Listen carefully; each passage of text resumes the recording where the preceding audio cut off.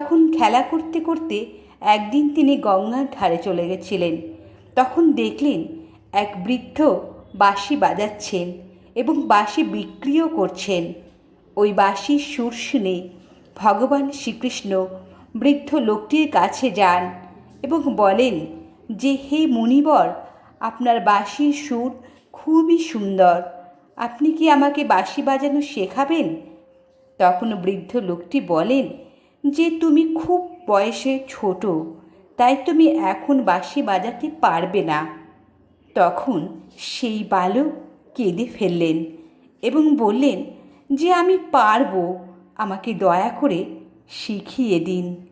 এই অপূর্ব লীলা দেখে সকল দেবদেবীগণ খুব হেসেছিলেন, এই ভেবে যে তিনি সমস্ত কিছুরই মালিক, সেই কিনা বাঁশি শেখার জন্য কাঁদছেন।